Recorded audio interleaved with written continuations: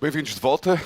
Lembro-vos que este quinto e último encontro é o encerramento do plano com que a Fundação Francisco Manuel dos Santos decidiu assinalar os seus 10 anos de existência.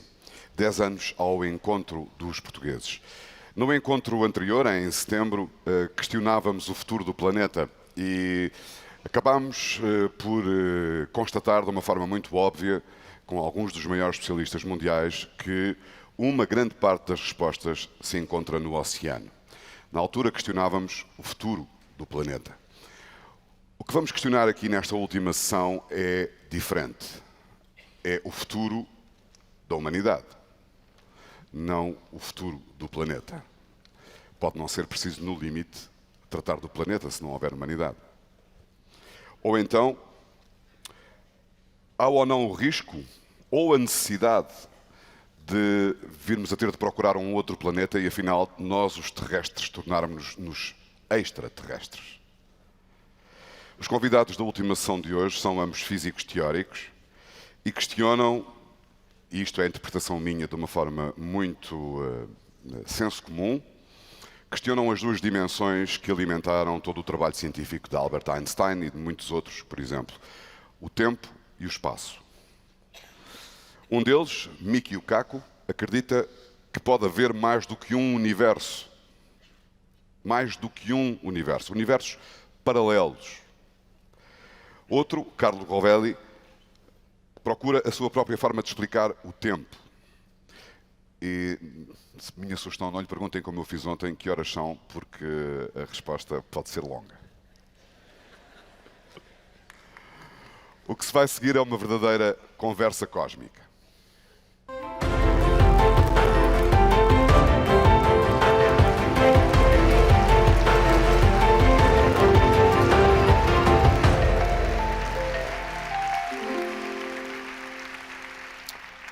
Please be welcome. Take your seats, please. Quem vai apresentar e moderar esta sessão é o professor Vítor Cardoso. Vítor, tudo bom? Bem-vindo. Um físico português que estuda o poder dos buracos negros. Professor, nice to meet you again. Please have a seat. Carlo. Okay.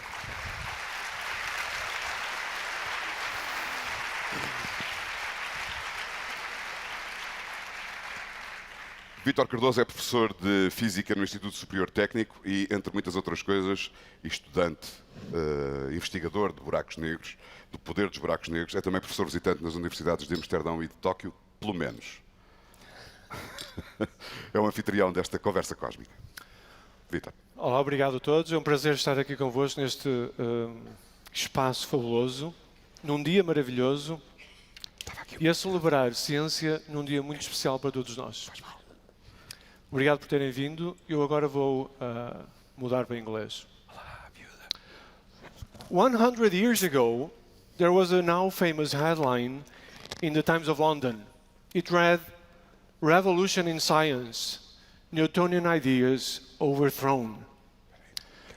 There was an eclipse in 1919, and scientists measured the deflection of light of distant stars as it passed close to the sun. And this very tiny deflection showed that the prediction that Newton's theory of gravity had was wrong. So Einstein's description of gravity finally triumphed, and with it a completely different understanding of the universe and of the cosmos. Time was no longer a fixed thing, something that you measured in one and every clock, was a plastic and elastic entity. Time is an illusion, Einstein said. Shortly after we started to understand the content of the field equations of Einstein's theory, we also understood that it contained the description of the universe itself. We were finally able to think about the universe. How does it look like? Is it expanding? Is it static? Just in terms of the mathematics of the Einstein's description. And when you think that you understand, that you can understand something, then you get some responsibility for that thing. We have some responsibility for the cosmos. We need to understand where matter came from, where the universe is going, what exactly is governing the distance between the stars, how stars grow, how stars evolve, how galaxies die, right? 20 years ago, we knew already, of course, that the universe is expanding, but roughly 20 years ago, we realized that it's expanding at an ever-increasing rate. So the universe is getting colder as we speak. But today, we'll warm ourselves with our speakers, and we'll have some cosmic conversations, okay? Now, I was supposed to introduce them, but they're so famous, you can just Google them. Okay.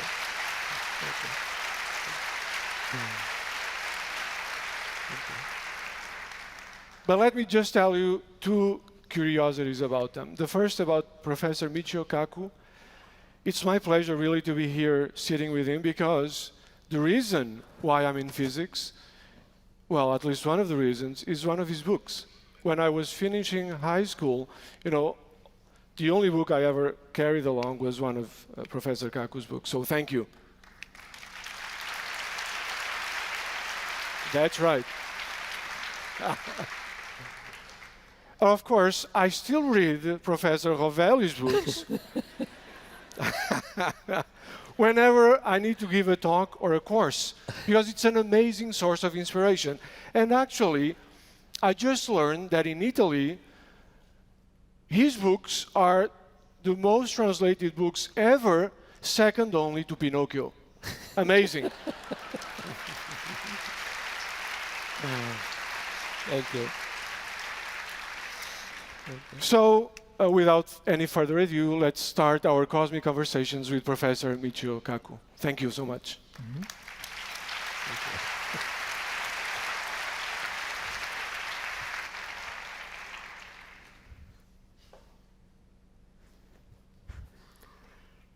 Well, after such a great introduction, I can't wait to hear the speaker myself.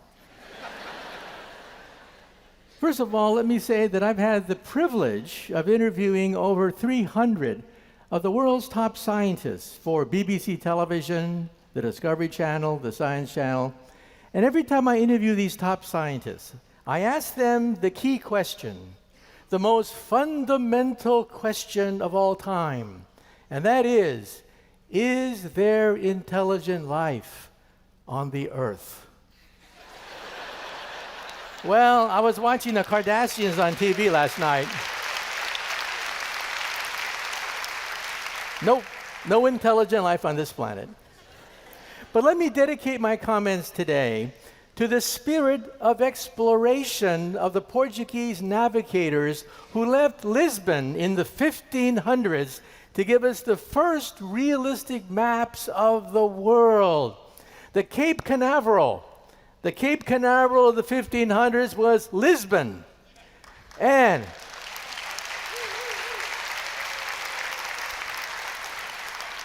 the astronauts that braved unknown dangers were the Portuguese navigators of the 1500s.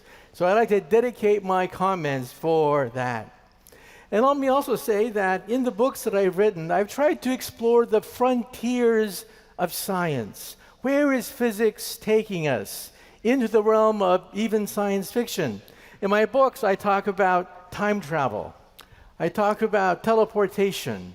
I talk about artificial intelligence. I talk about what's out there in the universe.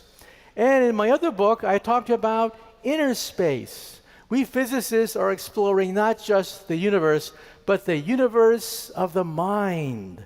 With MRI charts, we were able to calculate the blood flow of the living brain to understand its secrets. For example, some of the darkest secrets of the brain we can now expose. For example, everyone believes, but no one could prove until now. Everyone believes that, well, when a man talks to a pretty girl, he starts to act stupid. Absolutely true. We have brain scanned men talking to pretty girls, and sure enough, blood drains from the prefrontal cortex, and they start to act mentally retarded. Absolutely true. And in my book, The Future of Humanity, I talk about the future of the space program. And where are we going to go throughout the universe? And that's a subject of today's lecture. But maybe one day we'll even encounter intelligent civilizations in space. You know, I'm on radio, and some people call me on radio, and they say, Professor, you're wrong. You're wrong. The aliens are not there. The aliens are here. And I ask them, how do you know that? And they say, I know that because I've been kidnapped, they say. I've been kidnapped. I've been in their flying saucers. Well, I have a word of advice. The next time you are kidnapped by a flying saucer, for God's sake, steal something. There's no law against stealing from an extraterrestrial civilization. No law whatsoever. You're not going to go to jail, and you'll have proof.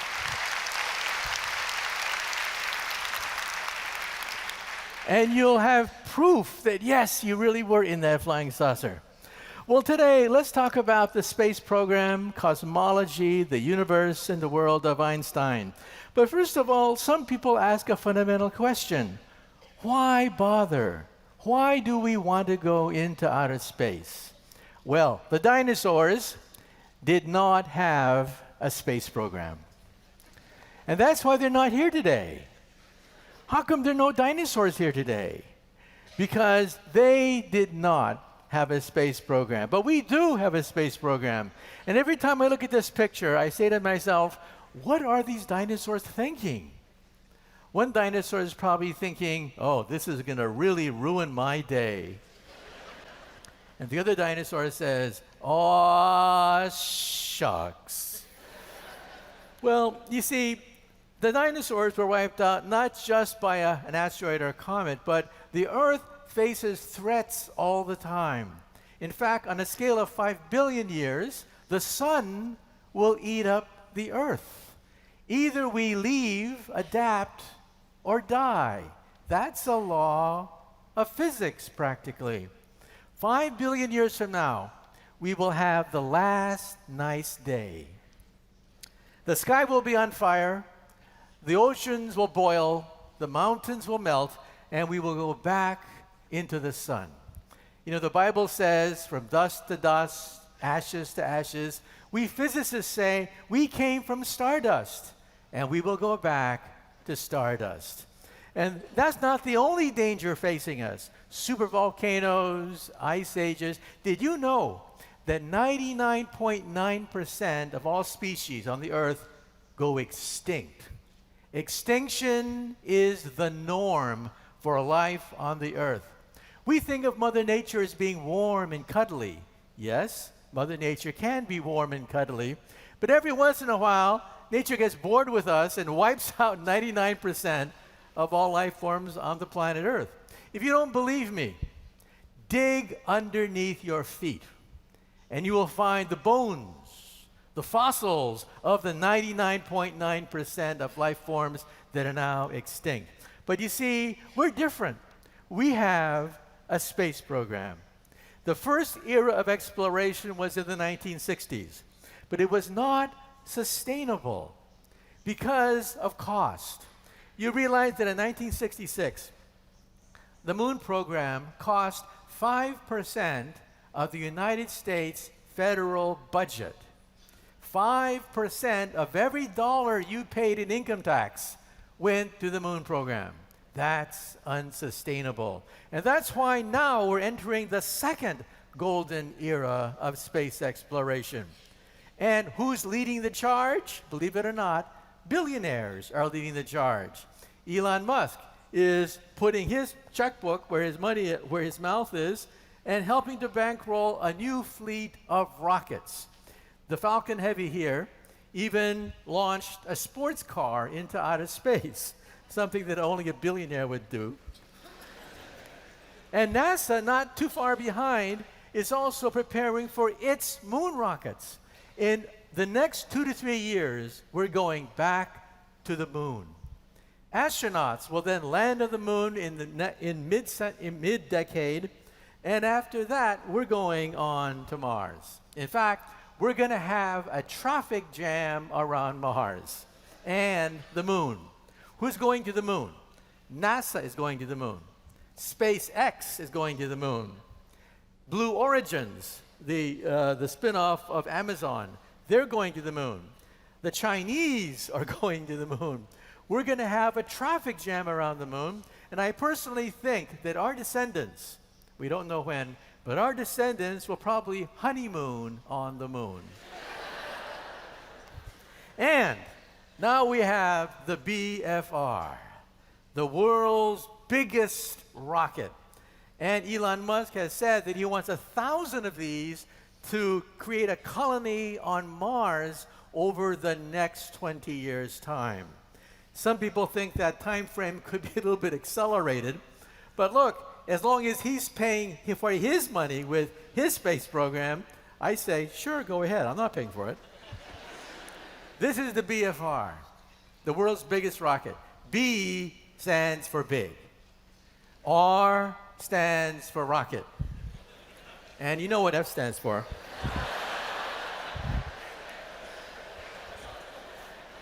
And yes, we've talked about Mars, we've talked about Europa, we've talked about Enceladus, but what's even beyond that?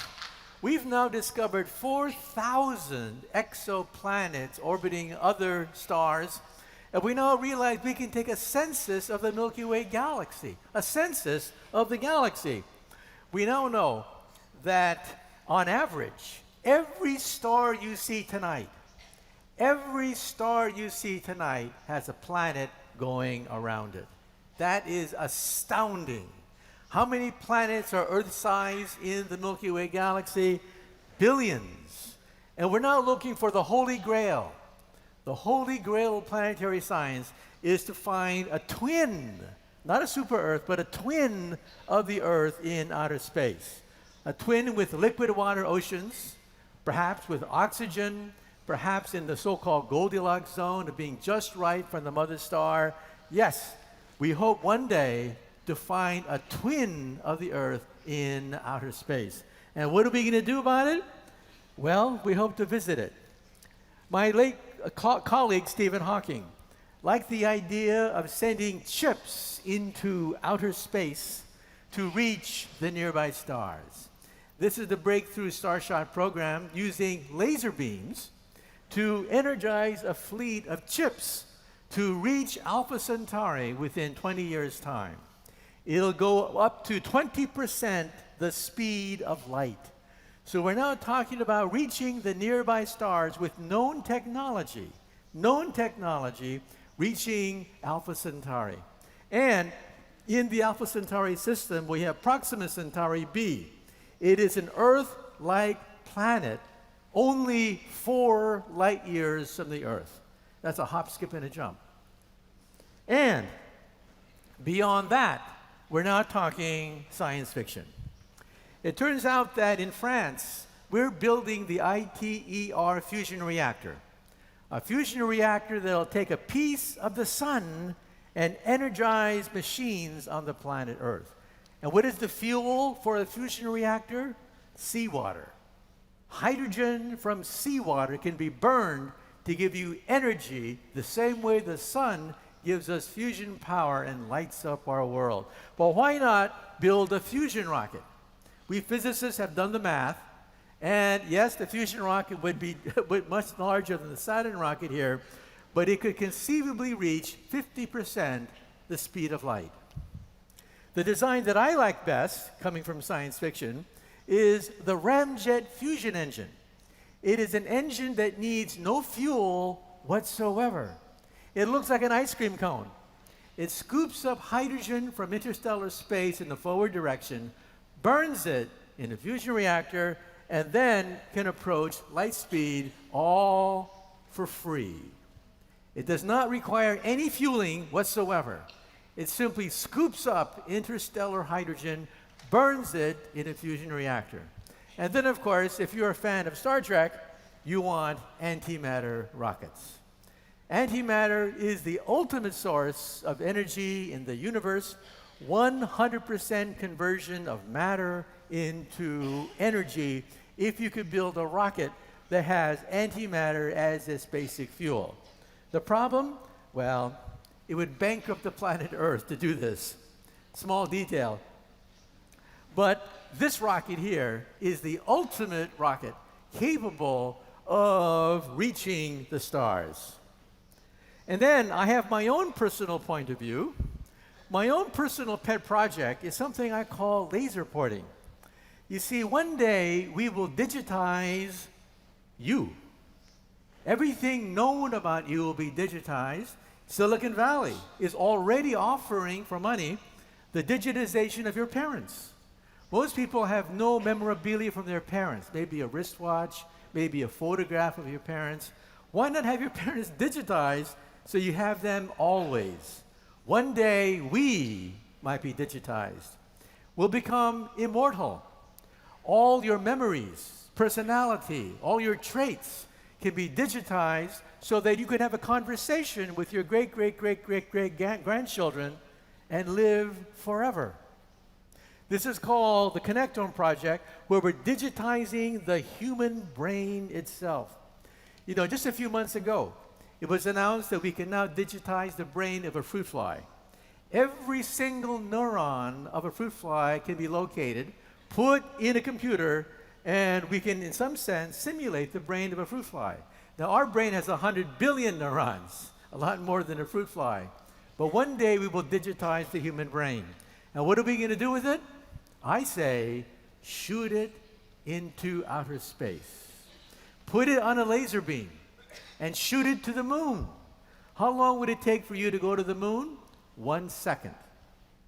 To go to Mars, how long would it take for you to go to Mars? 20 minutes. To visit Pluto, maybe 8 hours. In other words, you could have breakfast in New York, where I live. At brunch time, 10 o'clock, you can be on Mars. Visit Saturn and Jupiter in the afternoon. Visit a few asteroids after that, and come back to the Earth with no problems whatsoever, with known technology. You see, on the moon, there would be a mainframe that downloads your information of your laser beam, downloads the information, and puts you into an avatar. The avatar is superhuman. Looks just like you, except it is super strong, super beautiful, super whatever. And you can then roam the universe in a superhuman body without having to breathe the poisonous atmosphere with any gravitational field, explore the universe. Now, let me stick my neck out. I think that this already exists. I think aliens from outer space, they're way past booster rockets. They're way past accidents. They're way past weightlessness. They don't bother with that. They simply digitize their soul and send their soul on a superhighway and explore the galaxy at the speed of light. In fact, this could already exist. Next to the Earth, I'm of course speculating, next to the Earth, there could be a superhighway containing all the digitized souls of alien life, and we are too stupid to know it. How would we even know it? And then, of course, what lies beyond that is the mystery of creation and black holes. This is a picture, the world's first picture of a black hole, taken by lashing together the information from several radio telescopes. It is so powerful that it can detect an orange sitting on the moon from the planet Earth. This is a black hole. And then the question that even children ask is, what's on the other side of a black hole? Now, the short answer is, I don't know. But if you take Einstein's equations and simply solve them for a spinning black hole, you find something very interesting. In 1963, mathematician Roy Kerr from New Zealand solved Einstein's equation for a spinning black hole. And he found that black holes do not collapse to a dot, they collapse to a ring of fire. And if you fall through the ring, you don't die at all, but you wind up in a parallel universe. And if you go through the ring a second time, you wind up on a second parallel universe. Now this, of course, is pure mathematics. What we have to do is quantize this. And this is then what I do for a living. When you quantize it, then we can ask the question of how stable is this object? Now, my colleague Stephen Hawking looked at this very carefully.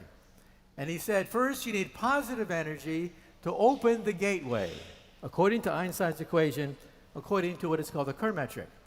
Then you need negative matter, or negative energy to stabilize it so it doesn't crush you when you go through it. And is it possible to actually go through the wormhole? Well, Stephen thought, yeah. Time travel, he thought, would be difficult, but wormhole travel seemed to obey the known laws of physics. But we'll have to wait until we can calculate quantum corrections to see whether stable this is. Now, you've seen this before. Where in English literature have you seen wormholes before? In Alice in Wonderland. Alice in Wonderland was written by Charles Dodgson, not Lewis Carroll. Lewis Carroll was a pen name. Charles Dodgson was a professor of mathematics at Oxford University. He could not publish a children's book under his name, so he created a pseudonym, but he realized that in mathematics we have something called multiply connected spaces. Charles Dodgson realized that if I take two sheets of paper, put them parallel to each other, and stick a hole through both, you have now connected two sheets with a parallel universe. In other words, wormholes could become shortcuts through space and time. As I said before, it would be ridiculously hard to build one of these things. Positive energy, like a black hole, negative energy to stabilize it. It is beyond anything that we can conceive of, but it may be possible that, who knows, alien civilizations in outer space may have already done so. You see, the known laws of physics break down at something called the Planck energy. 10 to the 19 billion electron volts is where everything we know about physics breaks down. And in principle, if you could heat vacuum to the Planck energy, 10 to the 19 billion electron volts, space would start to boil. You could begin to boil empty space. Bubbles will form. Bubbles.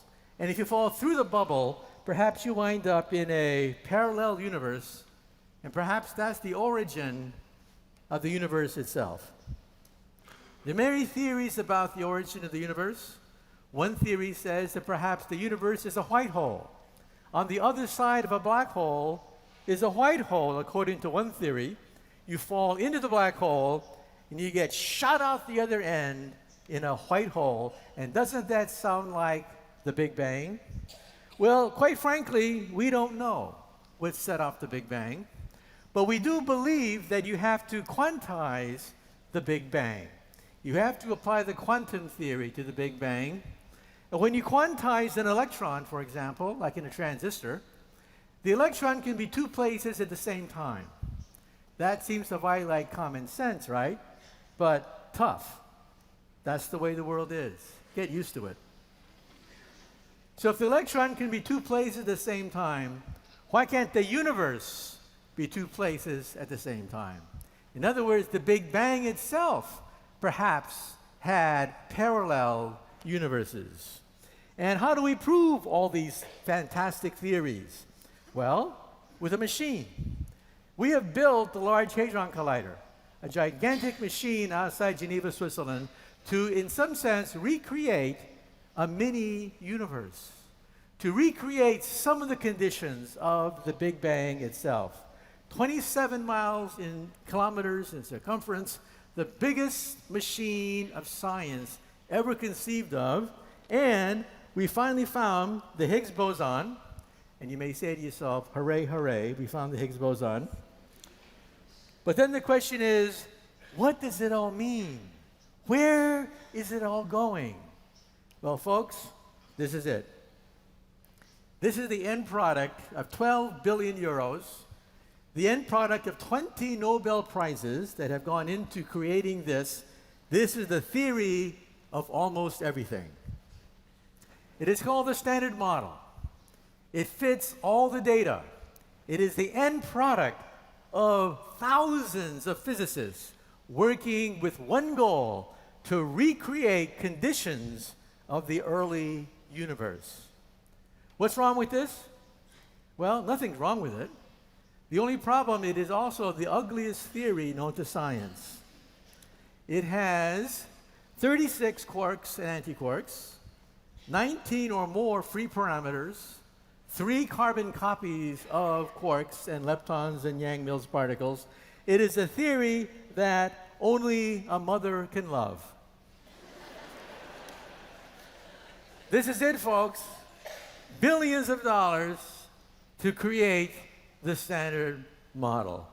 Can nature be this cruel to give us a theory like this?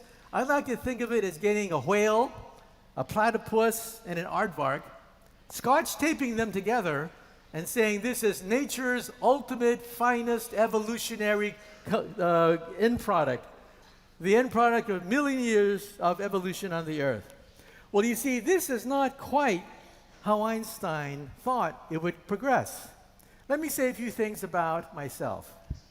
When I was 8 years old, something happened which changed my life. It just turned my whole life upside down when I was 8 years old.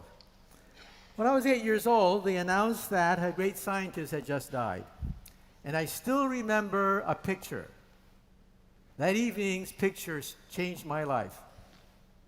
That picture was a picture of his desk. And the caption said something like, "This is the unfinished manuscript of the greatest scientist of our time." So I said to myself, why couldn't he finish it? I mean, what's so hard that a great scientist couldn't finish it? Why didn't he ask his mother? It's a homework problem, right? So I went to the library and I found out that this man was Albert Einstein. And that manuscript that I saw on the evening news was the unfinished theory of everything. He wanted an equation no more than 1 inch long that would, quote, allow us to read the mind of God. And for the last 30 years of his life, he chased after a theory which would unite all the laws of physics into a single theory, perhaps no more than 1 inch long. I've read his memoirs, I've read his book, The Unfinished Manuscript, and he keeps saying, I'm missing something. I'm missing a principle. I'm missing a paradigm. What does it all mean? How are we going to fit everything together? Well, there is a paradigm that could, in fact, unite everything. And that paradigm is rich enough to understand the entire Standard Model. And that paradigm is music. 2,000 years ago, the great mathematician Pythagoras wondered, what is music? And he took a lyre string, and he said, well, the lyre string beats at certain frequencies, discrete frequencies. And he said, aha, that is music. And that is the beginning of what is called string theory. We're talking about the fact that music is the only paradigm rich enough, complex enough, sophisticated enough to explain everything. Well, today we believe, though we cannot prove, very difficult to prove any of these theories, that subatomic particles are nothing but notes on a tiny rubber band. And when the rubber band vibrates this way, it's called an electron. When the rubber band vibrates this way, it's called a quark. And how many vibrations are there? An infinite number of vibrations. So what are the subatomic particles of the Standard Model? Nothing but notes on a violin string. What is physics? Physics is the harmonies we can write on vibrating strings. What is chemistry? Chemistry is the melodies we can play on interacting vibrating strings. What is the universe? The universe is a symphony of strings. And then what is the mind of God? The mind of God, according to this theory, is cosmic music resonating through hyperspace. That is the mind of God. Now you may say to yourself, well, all that's nice and good, but how does that stack up against the data? It turns out that the Standard Model with 36 quarks, 19 free parameters, 3 generations of particles are predicted by string theory. Music, the music of Einstein, the music of the quantum, are nothing but different notes on a vibrating string. So what's the catch? There's always a catch. The catch is, this theory is so successful, it predicts other universes. It predicts a melody of infinite number of parallel universes. There's a new paradigm coming out. Not everyone likes this, but let me explain what it is.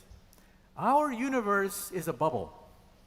We live on the skin of the bubble, and the bubble's expanding. That's called the Big Bang Theory. But string theory is a quantum theory. Therefore, it can be two places at the same time, which means that we have a bubble bath of parallel universes. And so when these two bubbles collide, or when these bubbles fission in half to create a baby bubble, that's the Big Bang. So what is the Big Bang?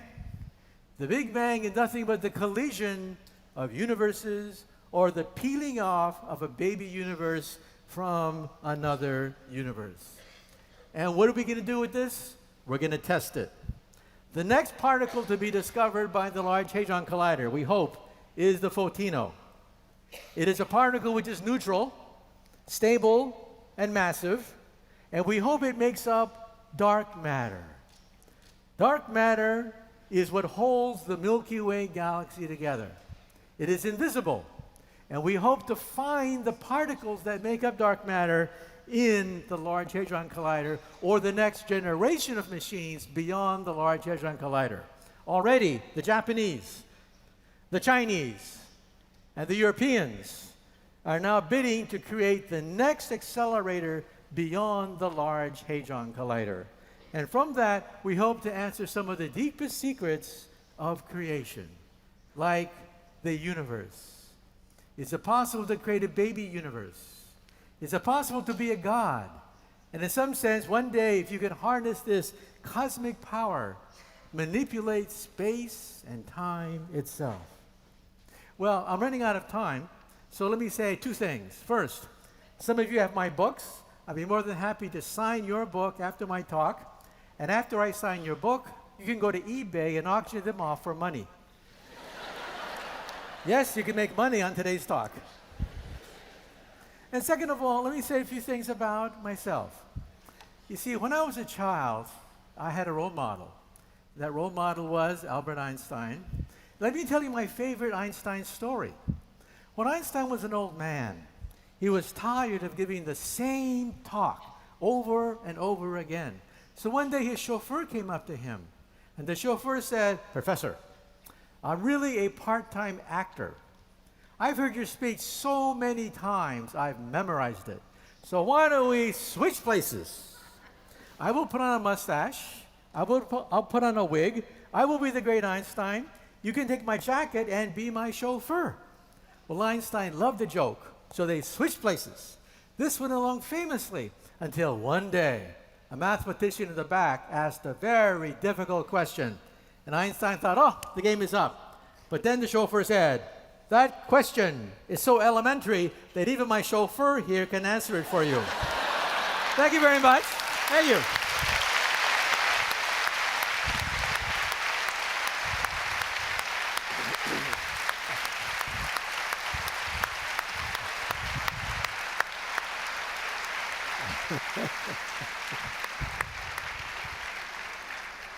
Wonderful. Thank you so much, Michio. The clock is ticking, but there's still time to talk about time. So let's hear Professor Rovelli.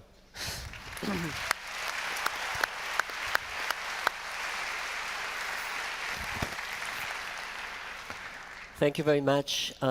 Thank you all of you for being here. It's a pleasure. Thank you, Vítor. I was in Lisbon this summer for a month visiting Vítor research group. He works in gravity, similar to me, and it's a pleasure to be here. It's a difficulty to talk about Professor Kaku, of course. He's a great speaker. But let me say something. I belong to a different kind of scientists. I don't believe in string theory.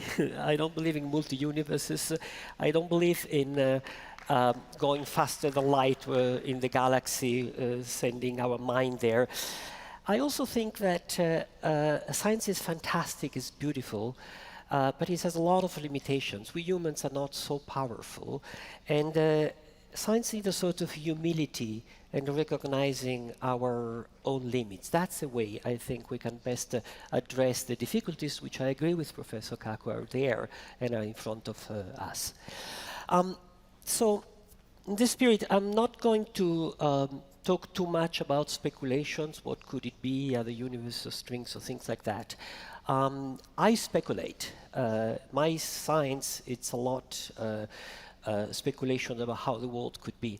But I think it's essential to keep very, very clear the things we have learned, which are remarkable about the universe, separated from our attempt to look more far away. Science lives at the boundary between what we know and what we don't know, and it has to step in what we don't know.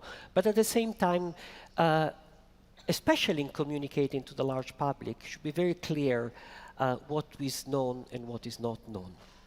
I'm going to talk about time.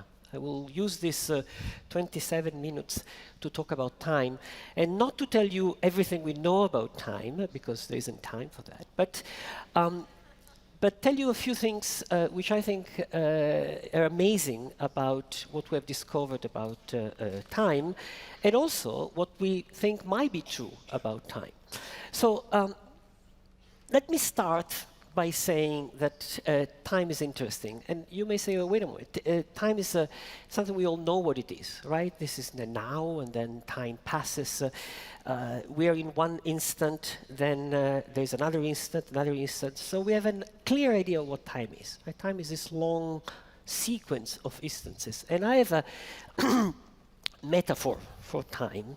Time is this long line that passes, that goes from a very far away past all the way to a very far away future. Let me just tie it here. And let's see if I can make a knot. My first article was about knots and quantum gravity, so I should be able to write a knot. Okay. So we are here at some time. Let me bring the now here. This is a now. This is before, this is even before, this is yesterday, a month ago, the Big Bang. Who knows, maybe before the Big Bang, we don't know. This is tomorrow, after. So this long line is our metaphor of time, this way of thinking of time. That's the past, that's the future. They're completely different. The past is fixed, we remember it, we have pictures about us in the past. We don't have picture about us in the future. Future is open. We don't know what's going to happen. We know what happened in the past. Time passes, so this I have to move it because time has passed a little bit, right? Between one point and the other, say between the beginning of my talk and the end of my talk, there's half an hour. So clocks measure a half an hour between this event and this event. Every clock would measure half an hour. This is really half an hour between two instants. And at each instant, so now, we are in the same now, right? In this instant, we are together in the same now. And somebody in the moon, somebody on Mars, somebody in a different galaxy, we're all in the same now. So time is pretty clear. Almost everything I've said is wrong. Is factually wrong. Wrong in the same sense in which if I say the Earth is flat, it's wrong. If I say the Earth does not move, it's the sun which is moving around us, that's wrong. That's factually wrong.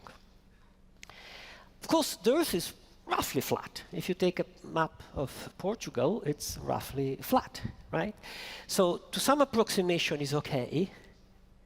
And if we just look at our relative motions here, we can say, well, this Earth is not moving, I'm moving with respect to the Earth, that's also okay. So this picture of time I gave, it's good, but it's a picture of time which is only good for us in our daily life. As soon as we look far away in the stars or in the small, in this powers of 10 that this afternoon started from, as soon as we go to larger scale or smaller scale, this picture of time goes wrong, completely wrong. And I want to tell you why. And it's very simple, and I'm giving you 2 or 3 elements of why. And the first 2 or 3 are well-established science, and then I will go more and more toward speculations. Let me make the first fact that makes this picture wrong. The fact is super simple, is the following. Take 2 clocks, okay? And imagine that they were very good clocks, better than these 2. These are good clocks, these are good watches, but not. Today we have watches that measure time with a precision in 1 to 10 to the 15. So they miss a second every, millions of billions of seconds. So they're super precise. So we take a very good clock and you raise one. You wait a little bit, 1, 2, 3, 4, 5, 6, okay? And then come back. They don't indicate the same time. They indicate the same time to start from. Wait, raise, come back. They indicate a different time.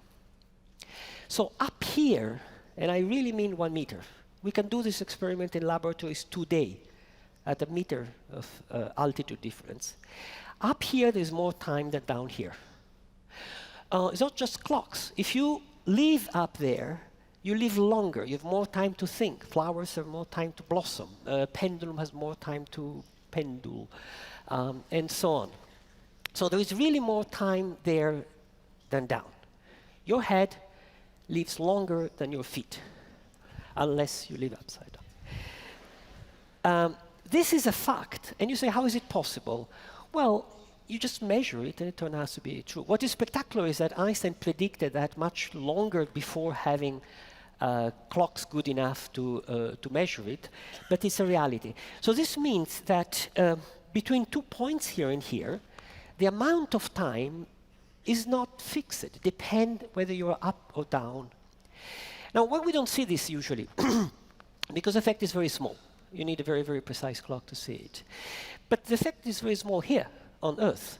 If you go, Jupiter is already stronger. If you go near a heavy star, it's even stronger. If you're near a black hole, clocks is almost stopped. They slow down enormously when you go near the black hole. And in some speculative models in which we are studying today, in many groups, including my group in Marseille, if you go inside a black hole and you wait long enough for quantum effect to happen, you may come out. But you can go in and come out after a fraction of a second in your clock, in your time, while outside in the universe, billions of years have passed. So it might be that a black hole is actually a shortcut to the future. It might be, we don't know. But we know for sure that time has this extraordinary elasticity.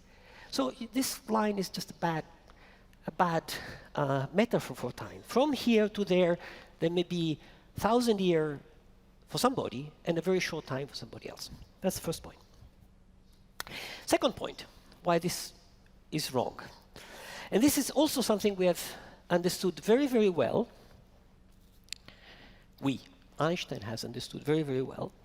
But in my opinion, this is the most striking discovery of modern physics. So let me try to present in this way. What do we mean by now? I said we are all in the same now. Well, you see me, right? You see me, I am now. And I see you sort of because there's this light, but I do see you as you are now. Do we? Think for a moment. If you see me there, it means that light has moved from me to you up there. Now, light is very, very fast, but it's not infinitely fast. It takes a little bit of time.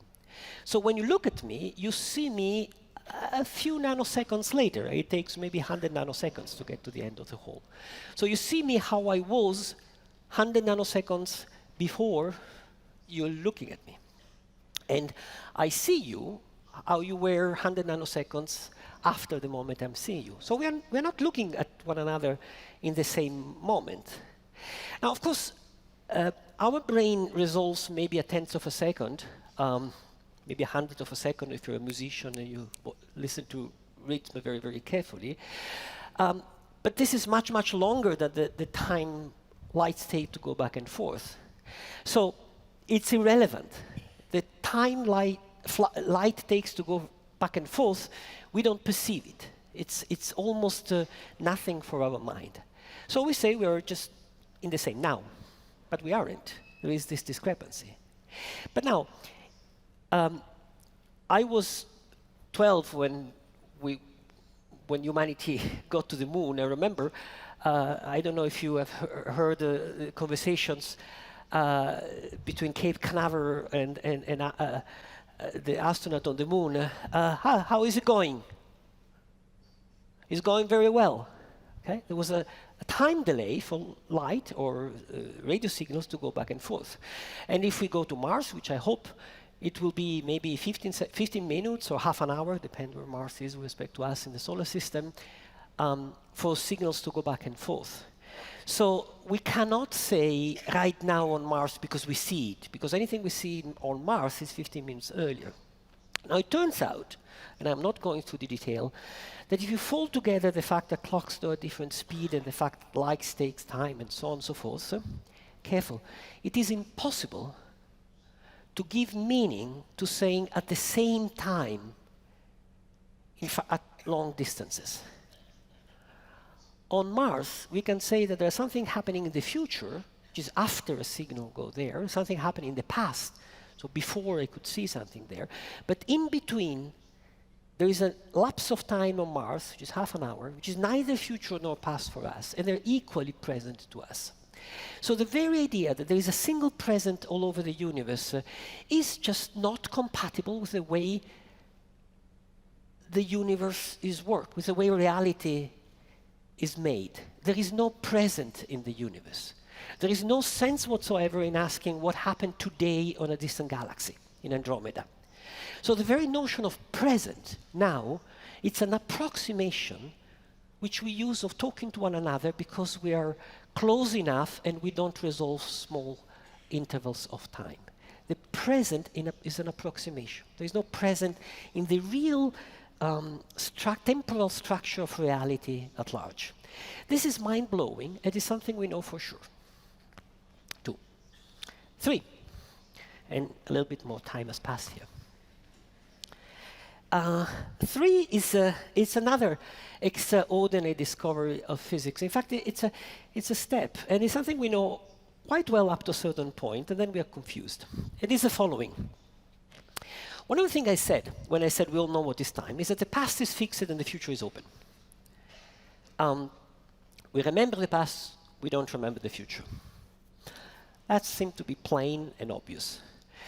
But something happened in the development of scientific knowledge, which is the following. We have been able to write the basic equation that describe what happens to all things, light, atoms, everything which is around us. And those equations don't distinguish the past from the future.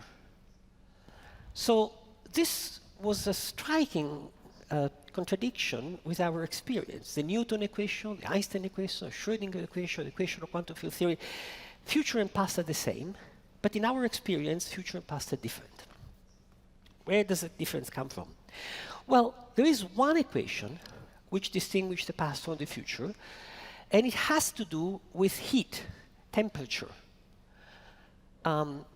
warm and cold, hot and cold things. And that's a well-known equation is the second law of thermodynamics, which says that entropy grows. Entropy is roughly heat divided by temperature, something like that. So there's a certain quantity that grows to the future and decreases toward the past. All right. So there is one equation that breaks the difference between the past and the future. Well, yes and no. Why? Because this equation says that there's a difference between the past and the future only when there is heat, which actually is true. If you think for a moment, let's see, if you have a pendulum, say it's a pendulum, something that pendulum, well this doesn't, pendulum. Okay, if you have a pendulum and you make a movie and you show the movie backward, you see also a pendulum. There's no heat here. But if you wait for a while and this slows down, you show the movie backward, you see something funny. This starts moving by itself. And if it slows down, it's because there is friction, there is heat. the energy goes into temperature, into heat. So every time there's a difference between past and future, there is heat. But what is heat? In the 19th century, Boltzmann and other people, Maxwell, understood, and I think you know that heat is nothing else than the fast movement of molecules. Heat is not a thing, it's just how things move. So the difference between a glass of water, hot and cold, is just that in the hot one, the molecules go very fast, in the cold one, they go slowly. But wait a moment. If heat is nothing else than movement, and the laws of movement don't distinguish the past from the future, how come that heat distinguishes the past from the future? Something funny here. Something very funny. And that's not entirely clear today. There's a part of the story which is clear, which is that the difference between the past and the future is that going toward the future, the energy gets dispersed into heat. So it's a sort of disordering of things. Instead of a single variable moving, the energy goes into all the variables. So it's just disordering. That's clear. So it's clear why things get disordered. But why the other way around? They were ordered. Who ordered the universe at the beginning? Or in technical terms, why the entropy of the universe was low to start with? We don't know. I think I've speculated, and this is a speculation, that this difference between the past and future comes not from the microphysics, but from the macrophysics, from the fact that we don't look at the individual molecules, and therefore depend on the perspective on which we look at things. But this is mind-blowing, because it means in some sense that the difference between the past and the future depend on the way we interact with the universe. The universe by itself, if we look at all the degrees of freedom, is not going in one particular direction. It's our interaction with the universe that chooses one possibility. We look at the universe in such a way that the entropy was low at the beginning. Are we sure of that? No, we are not. But there is something totally mysterious today, and there is conferences of physicists and philosophers who ask why the entropy was low at the beginning, why the past is different from the future, why we remember the past and not the future. It's an open question. Let me step one more into the unknown. As Professor Kaku was saying, we don't yet have a quantum theory of gravity. And he has been working on it, he has been contributing a lot to string theory. I've been working on it. This has been the main interest of my life, to write a quantum theory of gravity. I work in a theory called loop quantum gravity. Once you take the equations of Einstein general relativity and you try to merge it with quantum mechanics, once you try to bring together quantum and Einstein understanding about space and time, something remarkable happen. You're looking at very, very short scale. The movie of the powers of 10 went up to scale of the cosmos and then down to the nuclei of the atoms. You have to go something like 15 more steps down, 15 more powers of 10 down into small, small, small, small, to get to when quantum gravity is relevant. And down there is a sense in which time disappears entirely. What does it mean, disappear entirely? It means that in the equations we have, in the theory in which I'm working, which is loop quantum gravity, you look at this equation, there is no time variable t at all. What does it mean? It means that there are variables corresponding to the handle of the clock. There is a variable corresponding to this clock. There is a variable corresponding to this other clock. There is a variable corresponding to where is the sun, where are the things. And the theory describes how these variables change one with respect to the other without a single time variable that orders things. So it's not that nothing changes. Things change. The theory describes change. But the change is not ordered in a common dancing time. See, I think the universe is not like a director of orchestra that gives the common music to everything, common rhythm to everything. It's just things happening separately and interacting the one with the other. There is no time, even locally, as we think it usually, in the extremely small scale of reality. So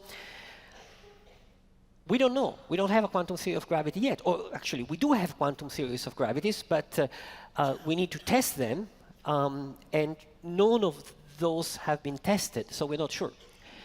But there is a certain consensus that something extremely funny happens to both space and time when you go to very, very short scale. And in several theories, you just lose completely a time variable when you go down there. So I listed clocks go at different speed depending on where you are. The present is an ill-defined notion if you look at the universe at large. The difference from the past to the future is only there if there is heat, and comes from the fact that we don't look at the microphysics, all the possible motions of the individual molecules, but with only averages. And when you do quantum gravity, you lose entirely the t variable, the variable time, in the fundamental equations of the universe. So, you see, in a sense, time is layered. The more we understand better, the more we lose pieces of time. Or if you want the other way around, if you start from reality at the basic scale, which we don't understand very well yet, and you want to understand what is the time of our experience, you have to build up step by step. And the time of our experience is is a complicated structure which depend on many approximations. And I think that if we really want to understand time, simple physics is not sufficient. Not because there is something non-physical in the world, but because we are very complex systems ourselves.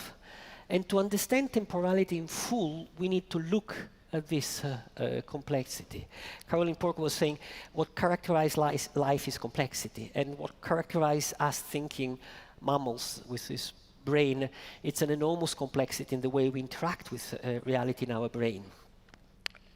We have a feeling of time passing, very clear and very strong. Time is not something remote to us. It's something directly connected to our experience. We cannot even think at ourselves outside time. But this is not into physics. Physics is just a handle of a watch that moves. This is because we have memories of the past. We have anticipations of the future. So when you guys think about time, what you're really thinking about is the memories and the anticipations. But stones have no memory in the sense that we have memories. We have part of our brain, we are here, and we have part of our brain which is connected with what happened yesterday. I remember my father, I remember my grandfather. He's here, still there. So when I think about time, I think about these memories. I think what I'm going to do tomorrow. Tomorrow I'm taking a plane, I'm going to France, I'm going to London, to Cambridge. So for me, time is this memory, this anticipation, this window into the complex structure of reality, which is opened by my memories and my anticipations. But that is something real, but that depends on the specific structure of my brain. I shouldn't look for these memories and anticipation in the equation of physics, because it comes from a complicated physical thing. And it's more than that. And that's the last thing I want to say. Time interests us. Time is a topic that that raises. My last book is about time, and I keep getting people asking me about time. And in fact, my entire work has been fascinated by time. Why? Because time touches us directly, very, very directly. Time touches us emotionally. Time is what brings us things, but also what causes us losing things. we're going to lose things in time. With time, we're going to lose our parents, our friends, ourselves. We're going to die. Time is not emotionally amorphous for us. Time is very emotionally charged for us.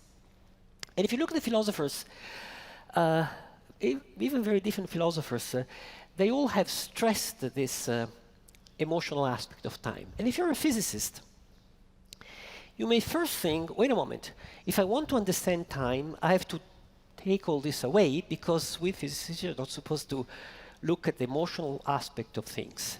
But I think if we want to understand what is temporality in all its complexity, which goes from the quantum gravitational aspect to relativity, Einstein idea, thermodynamics, heat, and so on and so forth, memory, entropy, if we want to connect to our experience of time, we cannot take away what time means for us. And for us, time is emotionally charged. And I think we make a mistake if we try to discard this as illusory, because it's real for us, but we also make a mistake if we try to look into basic equation of physics, something which doesn't depend on our basic equation of physics, depend on our emotions. So I think that the emotion of time, the Buddhists say that life is sufferance, and the reason life is sufferance is because you lose things, because everything is impermanent, and impermanence is a passage of time. So the core of a human experience is temporality in the good and in the bad. So this is to a large extent what time is for us. The emotion of time is not a fog that prevents us from understanding the complex structure of time. It's just one layer of this very, very complicated thing, which is the temporal structure of the world, and to a large extent, the emotion of time is what time is for us. Thank you.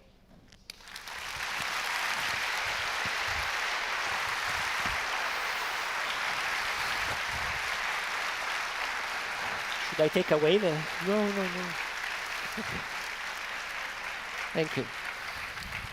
Actually, what a fantastic exposition. We're now here.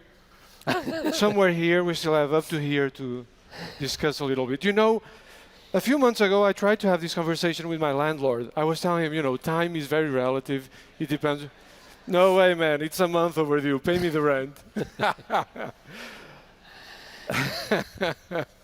So I would like to ask you, as theoretical physicists trying to unify interactions, something that's been an open problem, I think, for all of us, which is the lack of progress.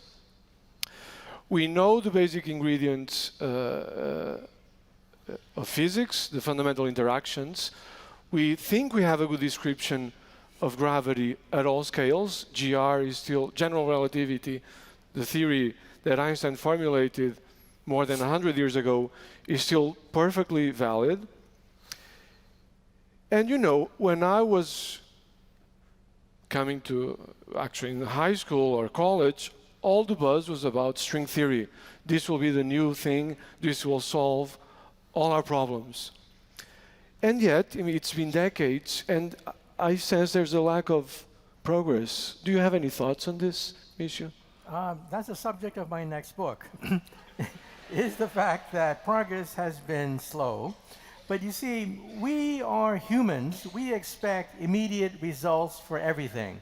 We see hype, and we say, okay, where's the beef? I want the results now. But you see, science is not done that way. Science sometimes takes time. Look at Democritus' theory of the atom.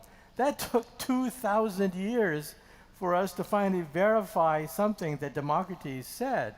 And you know, we get impatient. Now, we hope to build a successor to the Large Hadron Collider. And we hope to put satellites in orbit that measure gravity waves.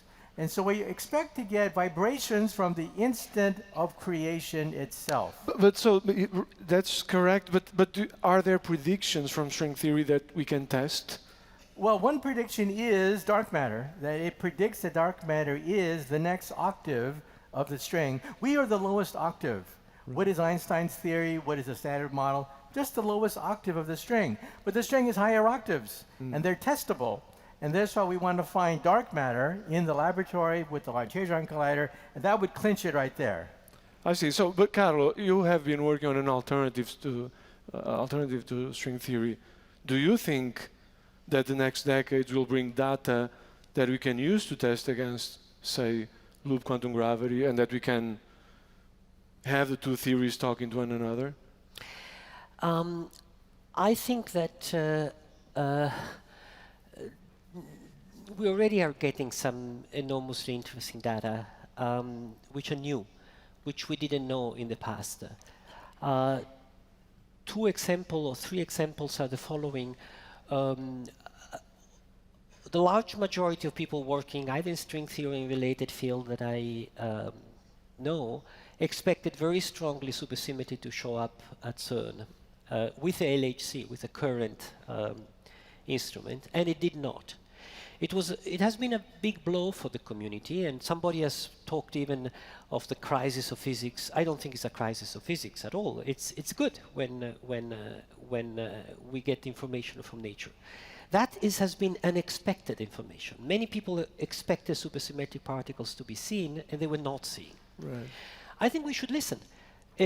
Certainly it takes a long time, and in the middle of the thing you're always confused. I mean, there were times in which Maxwell had already written down his equation, but it was not at all clear whether they were right or not. Dark matter is certainly one of the big mysteries around. It's going to be a source of our next...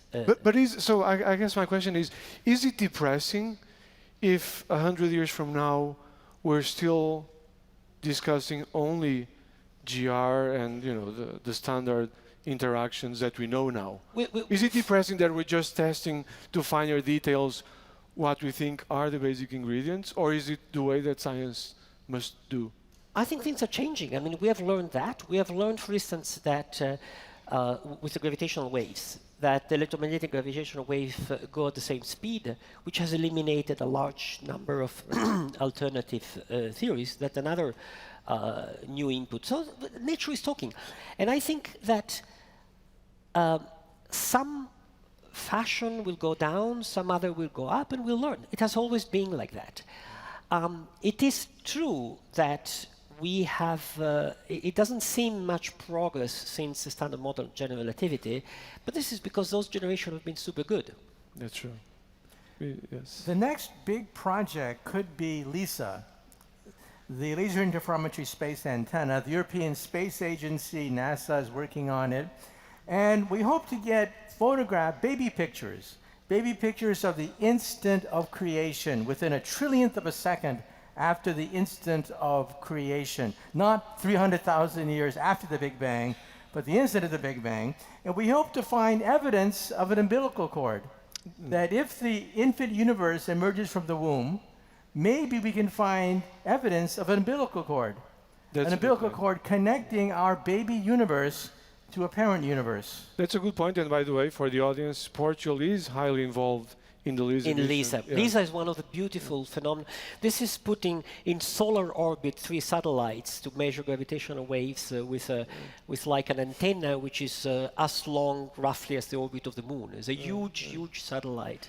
Right. So I would like also to discuss with you something that's been on my mind for a few years now, which is there's, I think as Michio was discussing, there's all this information available to us, but I'm not exactly sure how the information is being managed using scientific methods.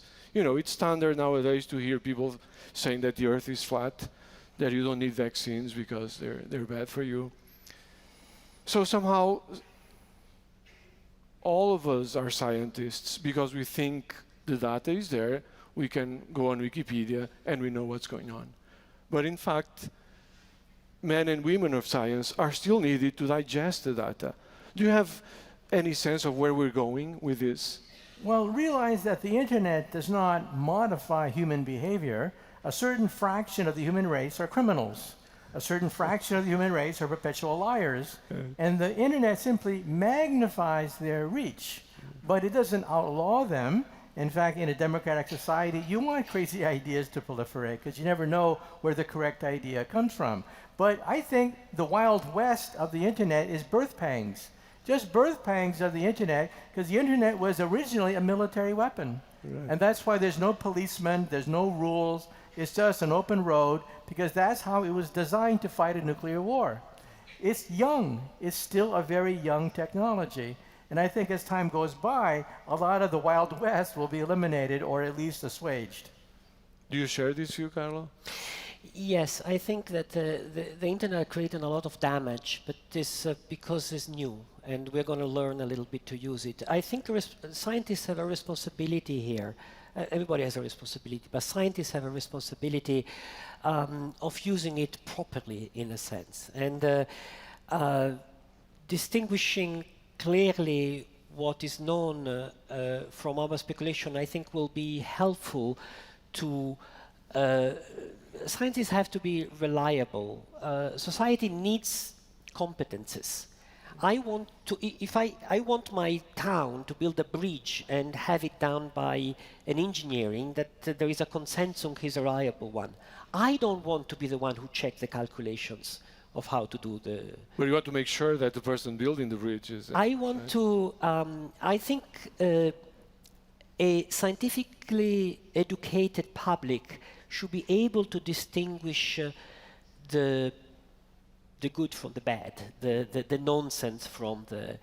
I don't think it's up to the public to decide which theory is correct, but it's up to the public to recognize where the competence is and up to the politics to define where the competence... I think there is something wrong in the idea, now all information is out, so everybody decides.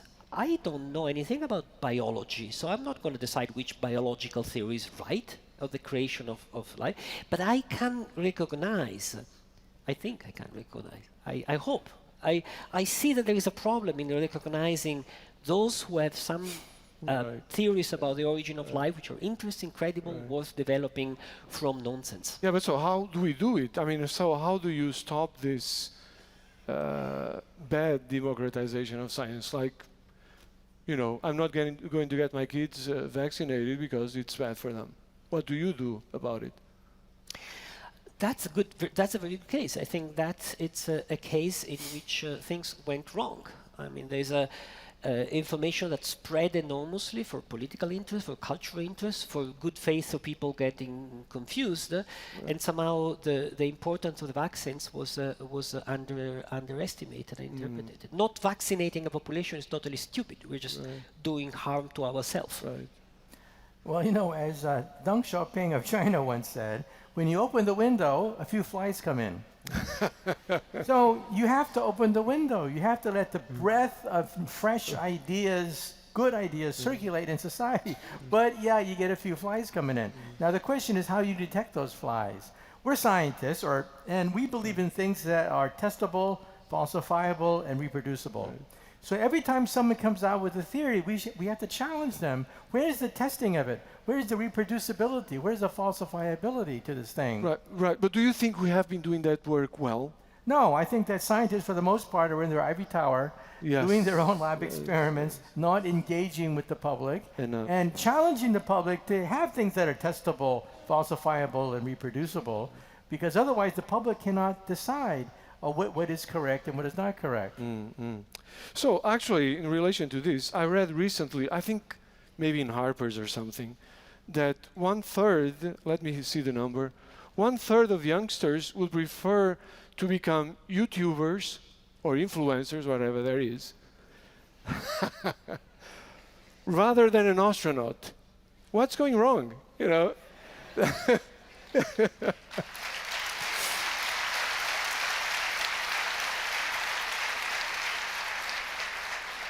So what can we do? Should we do something about it? Is it time to expand horizons again? Well, I think the problem is science has been too successful.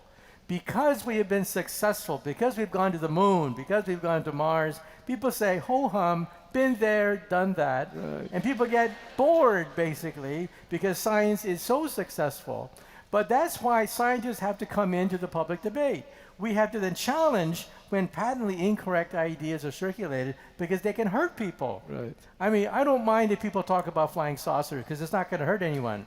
But when people start to talk about, the anti-vaccination movement and stuff like that, you're talking about people's lives at stake, people's future.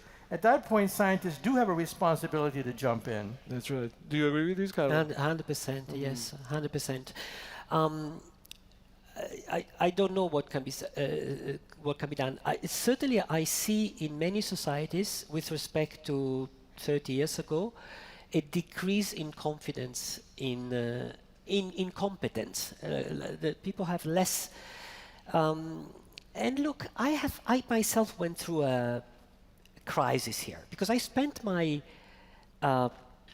life telling my student, think with your own head, think by yourself, which is the good message. And I myself, I went against my teachers, I went my own way, I've been rebellious all my life. But then I see a lot of, if you go, do an exercise, go to the websites of those people who believe that the earth is flat, okay? They have a slogan, think for yourself, don't believe your teachers. It's a And I good said, slogan. wait a moment, that was my slogan.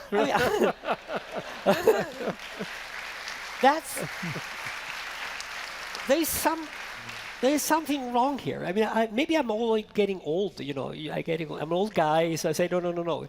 So I think people should get scientific literate. People should think. You should. But at the same time, I repeat, we are not competent about everything. I think we do mistakes if we think that everybody can decide whether by himself whether the Earth is flat or wrong. It's not true. I mean, how do I know if the Earth is flat or wrong? I believe Vasco da Gama. I believe in Rodrigo Vespucci. I believe my history textbooks. It's a collective enterprise, and I think. It's not really everybody against everybody else in thinking. We have to collaborate in thinking. We have to trust one another. So we have to build a trust. It's like in politics. If we think that all goes well if we fight, everybody fights for himself, I think we go wrong and we make wars and disasters. If we think that we're a family, and of course we fought in families. Families are good, right? Because you fight with your brothers, but that's okay.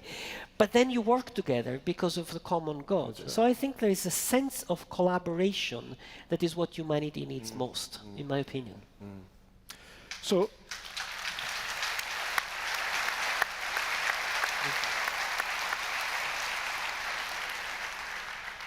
one final question before we go on to have some questions from the audience. 4 years ago, roughly, we finally saw Einstein's messengers, the ripples in space-time, gravitational waves, and we have very strong evidence from black holes for the existence of black holes for the first time. Later, last year and this year, we finally imaged black holes, one at the center of our galaxy, another at the center of M87. What do you think is the next frontier to be explored? Well, I think the next frontier is outer space. That all these instruments like LIGO, the gravity wave detector and stuff like that, will be in outer space. And I think the next big accelerator will not necessarily be CERN. The next big accelerator will be the Big Bang. Yeah, but so LIGO saw a binary black hole merging, confirming GR. What will these new observations tell you that at least gets us excited? Well, we physicists knew it was going to happen. If it didn't happen, we would have a heart attack. That's true. Okay? That's when all hell would break loose. I would be happy. Something so different. when we found the Higgs boson, most of us physicists said, ho-hum, we knew the Higgs boson was going to be there. We knew gravity waves were going to be there. Because if they weren't there, all hell would break loose. Yes. The foundation of modern physics would collapse. But so, Carlo, do you think we will, in our lifetime, get observational data that tells you, oh, there's some effects of quantum gravity here? Yeah. I know. Let me answer this. I think we should distinguish two different questions. One is the dream of a final equation for everything, the dream of the final theory. It's not a bad idea to look for it, but I think that we're very far from it, and I don't see evidence. But do you think it exists? Do you think that the universe is governed by a single simple equation? What do I know?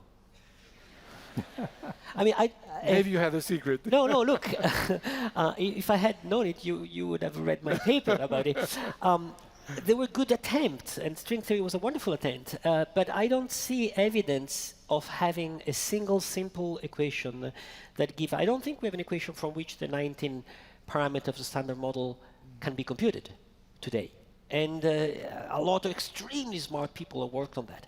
However, I think that the problem of unification, single equation for everything, and the much more contained problem of understanding the quantum property of gravity are two separate problems. They're not necessarily mixed. Some people think maybe, I think they're very separated. I think that we have a chance to understand the quantum aspect of gravity by themselves, and we don't have an answer yet, but I hope before dying, I really hope so, I'm optimistic, of having measured a signal from an exploding black hole, a correction of the CMB, some indication that dark matter is primordial black hole at the end of their Hawking evaporation, some of the phenomena which today are being studied in some theoretical laboratories, and there are people who say, look, the fast radio burst observed by the radio telescope might be an explosion of black hole, which is a quantum gravity phenomenon predicted by this theory.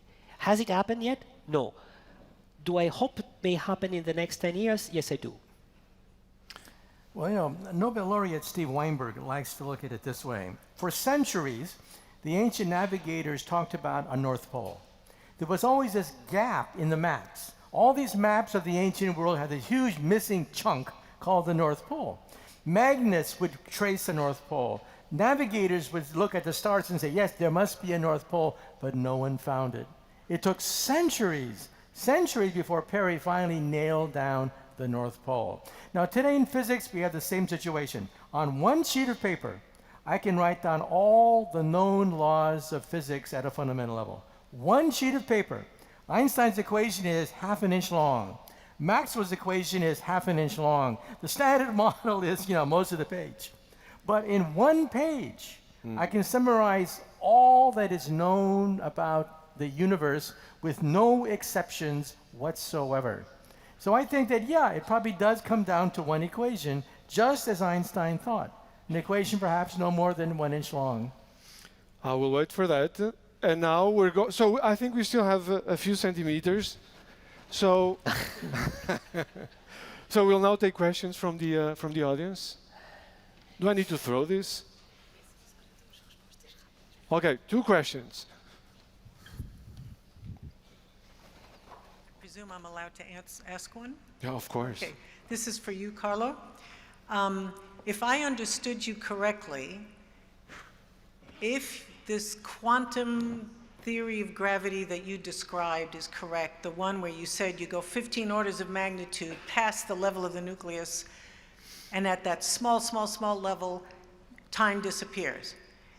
Am I right to think that that means that the universe has been here forever? And it's always been here, it always will be here? Yeah, thank you for this question, because it goes to the heart. The answer is no.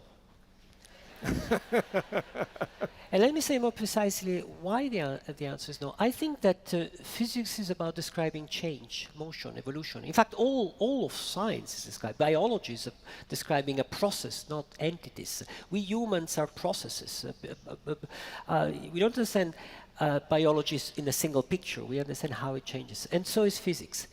Now, if you say the universe has been there forever, the imagination we're putting on that is a static thing with time that passes and nothing happens.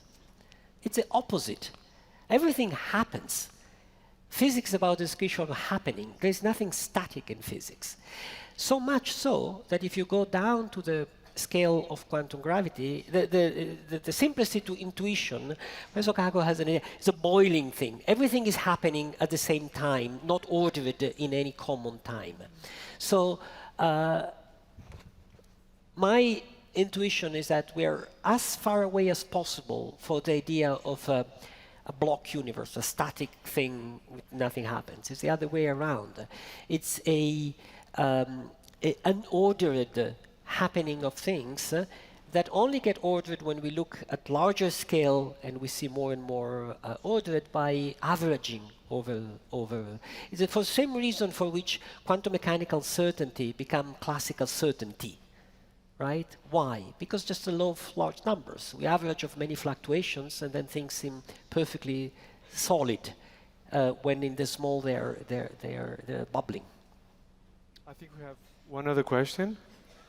Sim, e pedi ao professor se não se importaria traduzir. Sim. A pergunta era para o Carlo. Segundo percebi, nas equações básicas da gravidade quântica, a variável tempo não existe. Então, em termos de conceito, como é que ela vai aparecer nas equações da física? Ou seja, as equações da física têm o tempo, quase todas. Se na gravidade quântica as equações básicas, a variável tempo não existe, como é que ele emerge para as equações que estão imediatamente acima? Yes. It was very well translated, so I think I understand exactly the question. First of all, the fact that the t variable disappeared from the basic equation is something of the 60s. In 63, Wheeler and DeWitt wrote a tentative equations for quantum gravity. Today is called the Wheeler-DeWitt equation. Wheeler used to call it the DeWitt equation, and DeWitt used to call it the Wheeler equation. At some point, people get bored and just said, well, it's a Wheeler-DeWitt equation. And in this equation, there is no time. And there have been 30 years of discussion of what it means. And I think what it means now has been clarified. It is very simple. So let me make it super simple. I can say, this morning I woke up at 8 o'clock, I had breakfast at 9 o'clock, at 11 o'clock I had a phone call, at 2 o'clock I came here at the theater and so on. So everything is ordered in time. But I could also say, when the sun was there, I had breakfast. When this happened, this other thing happened. When the sun was there, I came here. So I could talk not of when things happen in time, but I could only talk about what happened to one thing when something happened at another thing. So I could talk of relative times. So if I wanted, I could just not talk about time, but only talk about relative variable. When this happened, this other thing happened. This is a possibility for us, but of course it's much more easy to order everything and call a variable that orders everything. But it's not a necessity. We could talk about the event of the world without ever mentioning time, just talking about the event and how they are related to one another. Now, what happened when you go to quantum gravity, in a sense, is that clocks becomes quantum, they jump all around, so you can still talk about relation between variables, but you cannot order it, all these events with a single time variable. So you lose the ordering factor, but your question is how do I gain the possibility of when I go at large scale? Well, very simple, because at large scale, all the various clocks, my clock, your clock, his clock, their clock, the clock which is telling us soon we have to finish, they all go almost at the same speed in the same manner. If you look carefully at the Planck scale, they don't. They just go back and forth. But with a good approximation, they all go together. So we call this collective, averaged, imprecise variable our common time. So this conversation will continue in a parallel universe. But now we need to close. Let me First, thank you for being here. This was an amazing interaction. Let me thank the Foundation because it's a truly unique event organized in a truly unique and special way. And finally, our speakers because they were just amazing. Thank you. Thank you. Thank you so much. Thank you very much. Thank you, Professor. Thank you so much. Thank you. Thank you.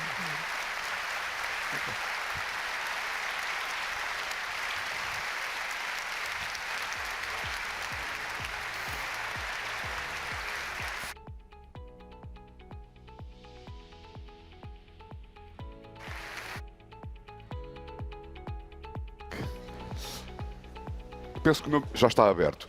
Eu tiro a corda já, porque vai-me dar jeito para fazer isto. Sim, deixa estar, eu já tiro a corda.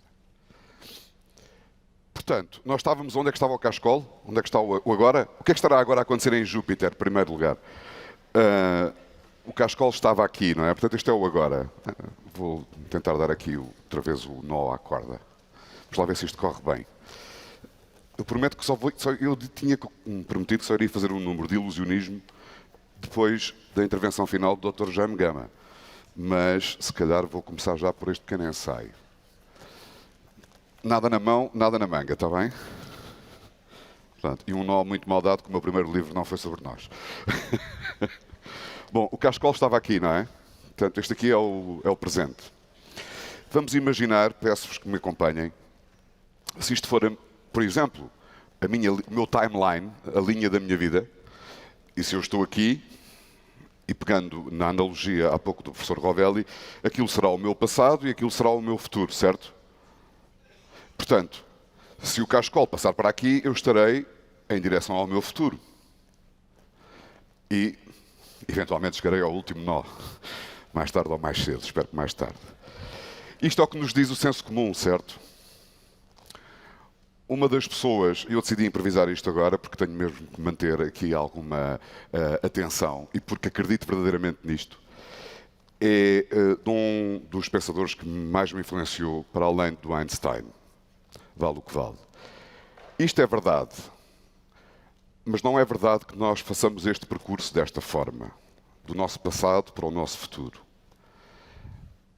O que é mais certo é que nós façamos este percurso assim,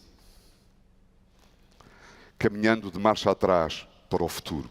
Porque nós só percebemos o que ele é depois de passarmos por ele, porque a nossa escala é a escala dos nossos sentidos, é aquilo que conseguimos medir, ver, avaliar e sentir. Einstein marcou e marca a vida destes dois extraordinários cientistas. Não é o meu caso, mas gostava de partilhar convosco, e tem tudo a ver com isto, enquanto retiro a corda, um livro que li há uns anos atrás e que marcou de forma profunda, chamado Os Sonhos de Einstein. É escrito por um cientista do Instituto de Tecnologia do Massachusetts. É inspirado, é um exercício de ficção, inspirado nas notas, em muitas das notas que o professor Einstein deixou e que recolhia, escrevia, enquanto fazia passeios em redor, nas margens do lago Genebra. E que são o início das suas reflexões que acabariam por redundar na teoria da relatividade.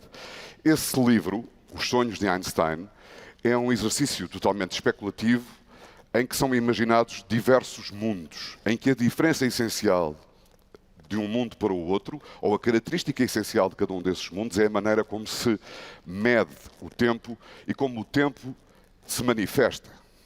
Dou-vos dois exemplos. Daí perguntar o que é que estará a acontecer agora em Júpiter. Imaginem um mundo em que o tempo avança aos zigue-zagues. Não de uma forma sequencial e linear, mas sim aos zigue-zagues. Por vezes muito depressa, outras vezes muito devagar. Como é que será a vida num mundo destes? E imaginem um mundo em que o tempo é contado ao contrário, de trás para a frente. Ou um outro mundo em que o tempo anda tão devagar, tão devagar, tão devagar, que as pessoas que nascem o outono morrem antes de conhecer a primavera. Os sonhos de Einstein permitem este tipo de reflexões também. E isto tudo significa, como ficou muito evidente, quão difícil é percebermos ainda o que é que nos está a acontecer, o que é que somos, de onde vimos, para onde vamos, o que é o agora até. Não percebemos, portanto, ainda de que forma é este universo, Só esperemos que os outros sejam mais perceptíveis e inteligentes. E interrogo-me se estará o homem pronto para os avanços que aí vêm, para as descobertas que estão prestes a acontecer, que acontecem permanentemente. Se daqui a uns anos estaremos orgulhosos do progresso, qual será esse progresso? Ou, numa visão mais catastrofista, será que haverá alguém para sentir orgulho ou lamento em relação a esse progresso? O que irá acontecer aos conceitos de bem e de mal? E essa é uma dúvida permanente na espécie humana, na humanidade. A ética, precisamente, foi um dos temas que a Fundação Francisco Manuel dos Santos elegeu para um destes 5 encontros deste ano em que celebra 10 anos de existência. E isso lembra-nos que estamos no final deste ciclo ao encontro dos portugueses. A intervenção final é do Presidente do Conselho de Administração da Fundação Francisco Manuel dos Santos, Dr. Jaime Gama. Peço-vos que não abandonem os vossos lugares no final, por 2 razões. Temos uma demonstração extraordinária da teoria das cordas ao vivo, já vão perceber, e eu vou tentar fazer um número de ilusionismo. Para já, chamo ao palco para o discurso de encerramento do Dr. Jaime.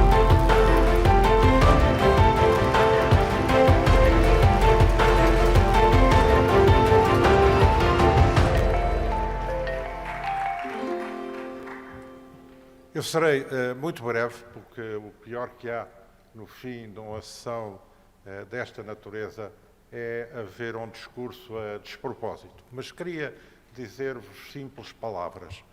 Primeiro, que a Fundação Francisco Manuel dos Santos fez 10 anos. O seu fundador foi o grande inspirador deste trabalho. Infelizmente, aqui não pode estar presente, mas a família de Alexandre Soares dos Santos assegura com redobrada convicção o apoio a esse legado que é a programação da Fundação. Este aniversário